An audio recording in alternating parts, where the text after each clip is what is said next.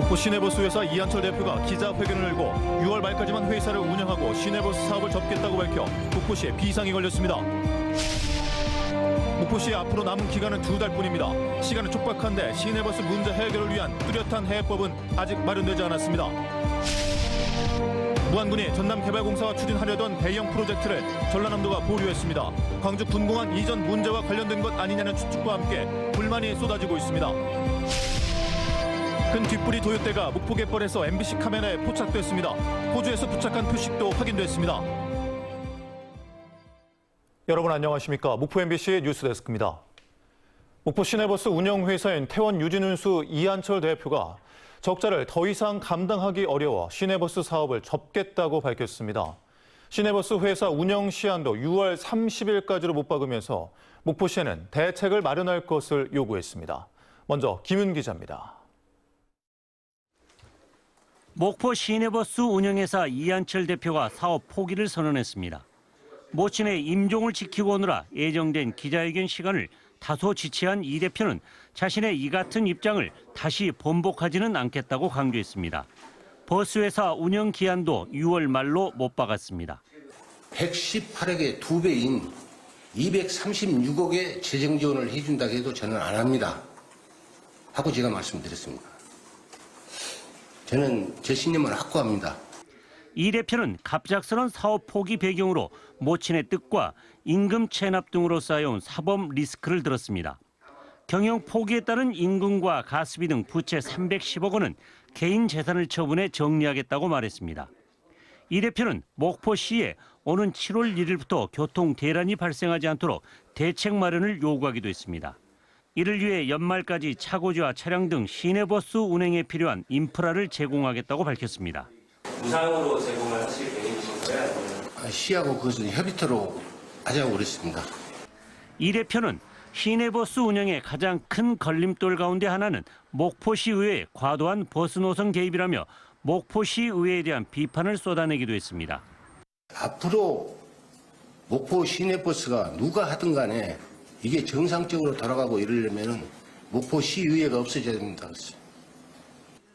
노선권 처분과 관련해 이 대표는 목포시와 협의를 하겠지만 과도한 요구는 하지 않고 최대한 양보하겠다고 말했습니다. MBC 뉴스 김윤희입니다.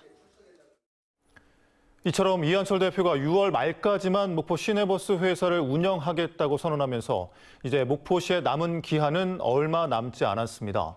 2달여 동안 버스 운행이 멈추지 않을 수 있도록 목포시가 특단의 대책을 마련해야 하는데요. 노선권과 근로자 고용 문제 등 풀어야 할 과제가 많다 보니 버스 운행이 또 멈추지 않을까 하는 우려가 커지고 있습니다. 박종호 기자입니다.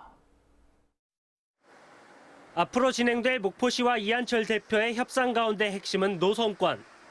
목포시는 이한철 대표가 영구적으로 가지고 있는 23개 시내버스 노선권을 사들이겠다는 계획입니다. 하지만 노선권의 가치가 얼마나 되는지 목포시도 이한철 대표도 정확히 모르는 상황.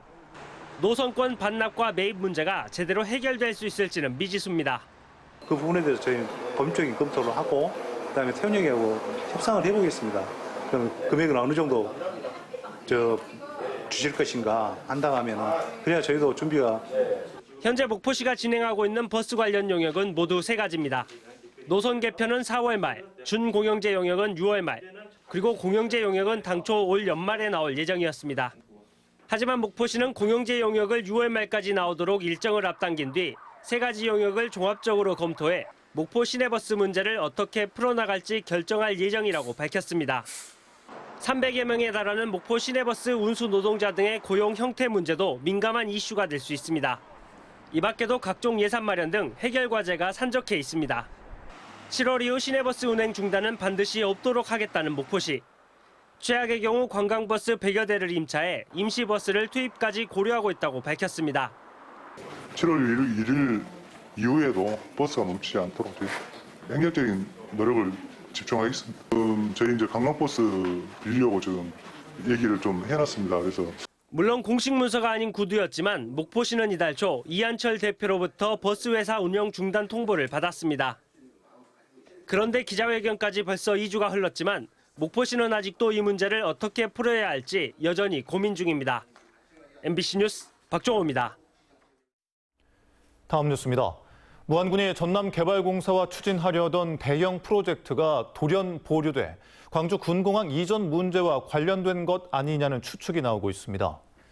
무안군은 전남개발공사가 무안군과 함께 추진하려던 1,600억 원대 K푸드 프로젝트 사업 업무 협약에 대한 도지사 보고를 어제 오후 들어갔는데 보류 결정이 났다는 통보를 갑자기 받았다며 광주 군공항 이전 문제와 연계 가능성 등을 언급하며 불쾌감을 나타내고 있습니다. 이에 대해 전남개발공사는 도가 추진하고 있는 AI 첨단 농업 용역이 나온 뒤에 무안군의 K푸드 프로젝트와 함께 검토하란 김영록 지사의 지시가 있었을 뿐 군공항 이전 문제와 연계된 결정은 아니라고 밝혔습니다. 완도군 보길도에서 운영 중인 지하수 저류댐이 인근 보길 저수지의 저수율 상승에 크게 기여하고 있습니다. 환경부에 따르면 이달 초 완도 보길도에 3일간 내린 비로 보길 저수지의 저수량은 18.2%까지 증가했는데 이 가운데 절반 이상은 보길도 지하수 저류댐에서 공급됐다고 밝혔습니다. 환경부는 지하수 저류댐을 섬 지역 5곳에 추가로 설치하기 위해 연말까지 중장기 이행 계획안을 마련할 예정입니다. 새학기가 시작된 지 한 달이 지났지만 아직도 공사가 한창인 학교가 많습니다. 혹여 안전사고가 발생하진 않을까 학부모들은 불안에 떨고 있는데요. 불가피하게 진행해야 한다면 아이들의 안전이 최우선이 돼야 하지만 실제 현장은 그렇지가 않습니다. 임지은 기자입니다. 아이들이 뛰어놀 운동장에 건축 자재들이 널브러져 있습니다. 흙바닥은 대형 트럭들이 드나든 바퀴 자국으로 온통 가득합니다.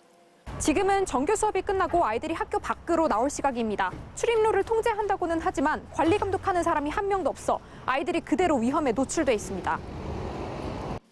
취재진이 학교 안으로 들어가자 그제야 황급히 전화를 걸어 안전 지킴이를 찾습니다. 여기 지키시는 분은 따로 없는 건가요? 혹시 사고가 나진 않을까 불안한 학부모는 학교 앞까지 9살 딸을 매일 데리러 와야 합니다. 아무래도 애가 아직은 저학년이다 보니까 위험하니까 알아서 이제 자율적으로 이제 조심해라 이제 그 정도죠. 등하굣길이 위태로운 건 다른 학교들도 마찬가지. 공사판을 피해 등하교를 하려면 이 육교를 지나야 하는데 육교로 향하는 길마저 아파트 신축 공사 현장 가벽과 맞닿아 있습니다. 공사는 지난해 겨울방학부터 시작됐지만 끝내려면 적어도 반년은 더 기다려야 합니다. 계약하고 나서도 이게 너무 길어지다 보니까 자재랑 그런 것들이 옆에 있다 보니까 아무래도 안심하고도 그 맘 놓고 있기는 어렵죠. 학생들의 안전이 위협받는 일은 왜 매년 반복되는 걸까? 교육부는 지난 2021년부터 5년간 전국의 노후화된 학교 시설들을 모두 바꾸겠다는 장기 프로젝트를 발표했습니다.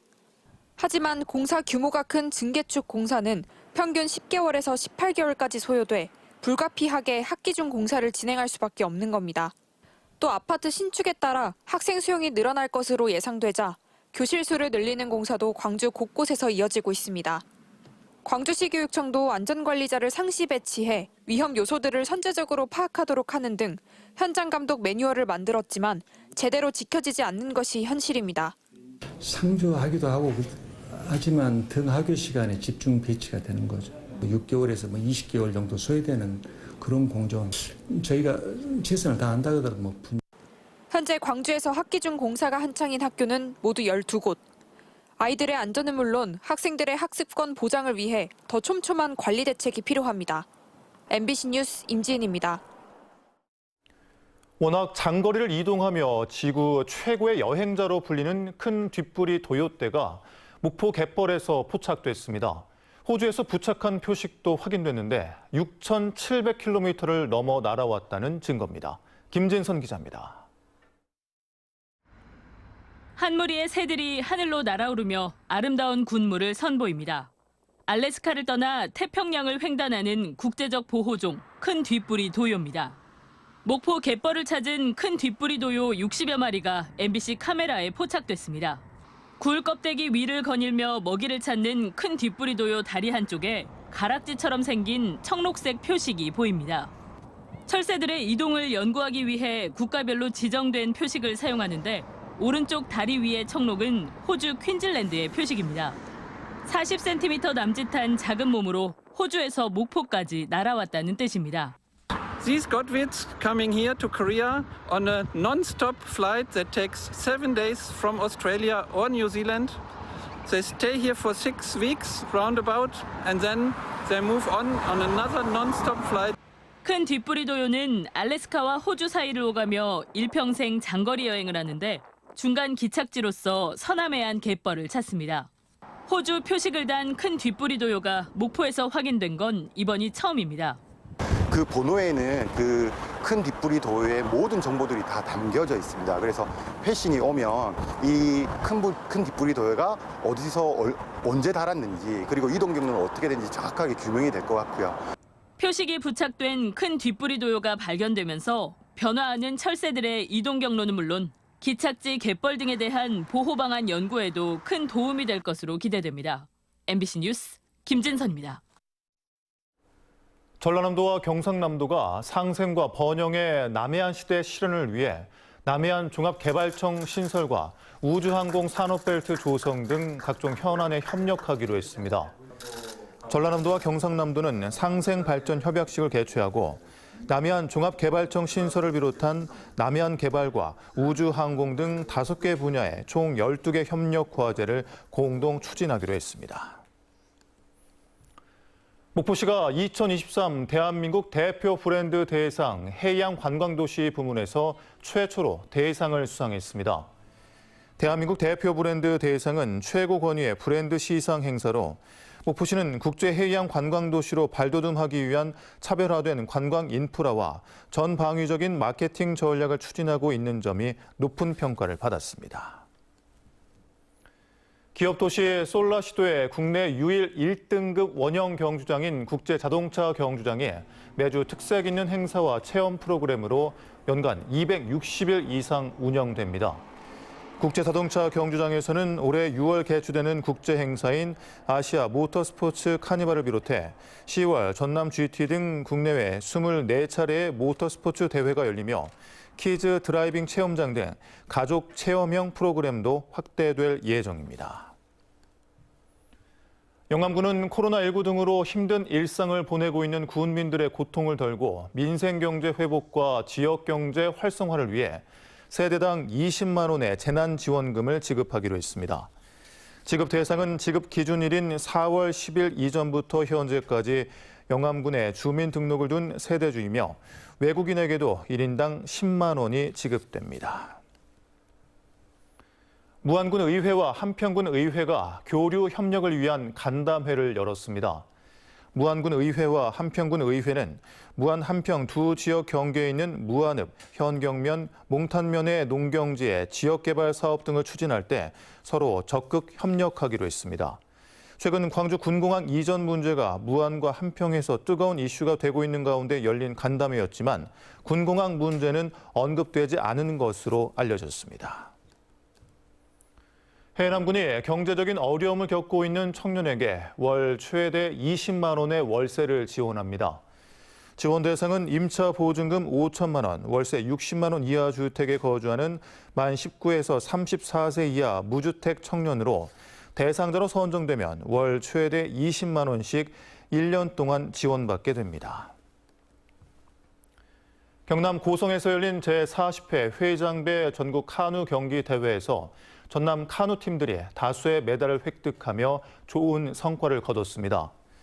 이번 대회에서는 전남 도청팀을 비롯한 목포 해양대, 전남체육고 등 전남 카누팀들이 일반부와 학생부 경기에서 금메달 2개와 은메달 9개, 동메달 5개 등 메달 16개를 획득했습니다.